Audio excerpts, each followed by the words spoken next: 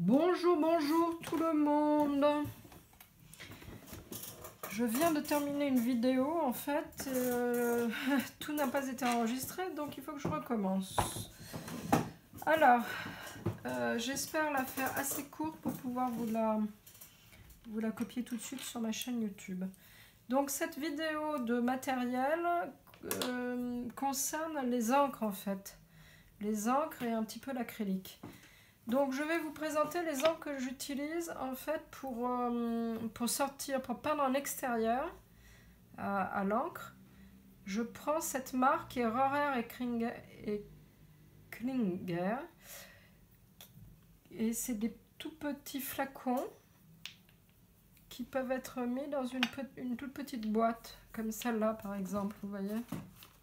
Voilà, quand vous l'achetez, c'est une boîte comme ça qu'on vous donne. Et donc c'est très pratique pour sortir. Donc pour me concernant, je prends du magenta, du carmin, du turquoise, hein, je ne sais pas si vous voyez bien, je vais le mettre là. Et je prends aussi du jaune d'or, du vert printemps et du violet. Alors moi c'est ma gamme de couleurs. Pour tout ce qui est peinture et encre, je prends ces couleurs-là. Mais vous pouvez prendre d'autres couleurs. Hein. Chacun se crée sa gamme. Donc, vous l'avez ici. Pour mes cours, je vous donne toujours les numéros des couleurs que j'utilise dans chaque marque. Donc, pour vos couleurs à la maison, donc moi j'ai une petite collection de Colorex. Donc, les Colorex, c'est des pots plus grands. Qui est mieux quand vous travaillez à la maison. Et vous voyez que j'utilise aussi du carmin, un espèce de vert chartreuse, un jaune pamplemousse que j'adore et une couleur turquoise qui est un bleu d'Orient en fait, mais qui est très proche du turquoise. Donc vous voyez, on retrouve mes numéros ici. Je ne sais pas si vous les voyez bien. Je vous les mettrai peut-être sur ma page Facebook. On verra si ça vous intéresse. Donc ça, c'est les encres. Ces gros pots d'encre, quand ils sont finis, vous voyez, quand il reste très peu d'encre, je mélange l'encre restante avec de la peinture acrylique blanche, ce qui me permet de recycler mes pots, ne pas les jeter, et de préparer des peintures comme ça. Comme ça, quand je sors dans les parcs botaniques, je ne suis pas obligée de faire ma couleur dans le jardin. Ma couleur, elle est prête. Là-dedans, voilà. Et pour concernant l'acrylique, le blanc que je prends toujours chez Liquitex. Et ça, c'est des couleurs déjà préparées que j'utilise moins en fait. J'utilise vraiment mes encres avec de la peinture blanche. C'est ce qui me donne les couleurs les plus jolies. Vous pouvez prendre des tubes si vous voulez. Donc prenez toujours des couleurs comme ça professionnelles. Ça sera toujours de meilleure qualité et ça sera mieux fixé et ça se détériorera moins avec la lumière. Alors, je vais aujourd'hui vous faire une petite démonstration, on va dire, pour que vous voyez comment j'utilise cette peinture. Je vais commencer par l'encre. Donc, j'ai renettoyé mes pinceaux puisque je venais de les utiliser. L'encre, alors vous pouvez bien sûr utiliser ces pinceaux-là, mais moi je vais vous faire une démonstration avec mes pinceaux pour l'extérieur. Voilà, donc c'est des pinceaux à réservoir qui ont de l'eau dedans, comme ça, quand vous sortez, vous n'êtes pas obligé de prendre une bouteille. Et vous voyez que j'en ai plein, comme ça, j'utilise chaque pinceau pour une couleur bien définie. Donc là, je vais peindre avec l'encre de la couleur chartreuse, numéro 13. Voilà, si ça vous intéresse, c'est de la 13. Vous demandez de la Colorex 13. Et je vais vous montrer comment je me sers de ce pinceau réservoir. C'est assez simple. Et ça tombe bien puisque ces cours sont pour les débutants. Donc, vous tracez déjà votre couleur tout autour de l'élément. Et ensuite, vous venez vers le centre, comme ça, vous passez votre couleur. C'est hyper facile, hein. Comme vous voyez, en quelques minutes, vous allez voir que je vais l'avoir mise en couleur. Je l'avais laissé en noir parce que je trouve ça très joli aussi en noir, mais comme j'ai raté ma vidéo tout à l'heure, je suis obligée de refaire et je n'ai plus que cette partie-là qui ne soit pas peinte. Donc je vous fais la démo là-dessus. Donc voilà. Voilà donc cette petite feuille de Ginkgo biloba. Donc tout le mois là, on va étudier cette feuille que j'adore. Voilà.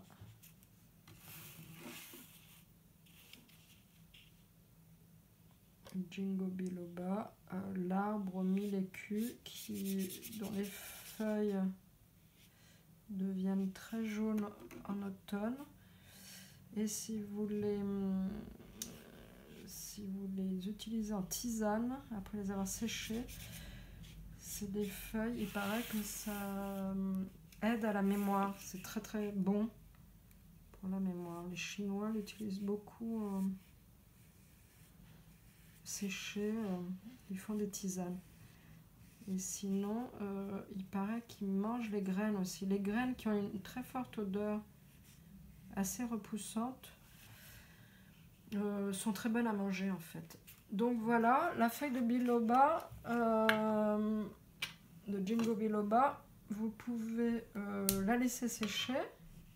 Ce pinceau, évidemment, vous le lavez toujours avec de l'eau chaude et du savon.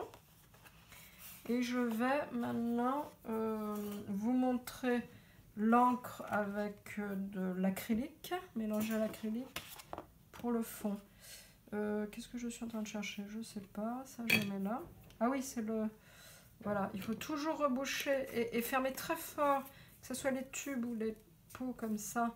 Il faut que ça soit fortement fermé, sinon vous risquez de tout faire tomber. Maintenant, je vais vous faire le fond. Le fond, je vais prendre une couleur que j'avais préparée. Alors, c'est ou celle-ci ou celle-là. Voilà, ça va être... Non, celle-là, elle est un peu marronasse. Et ça, c'est un beau jaune. Qui s'ouvre pas. Alors, je crois que j'ai déjà rangé. C'est comme j'avais fini, j'avais rangé. Je vais les chercher.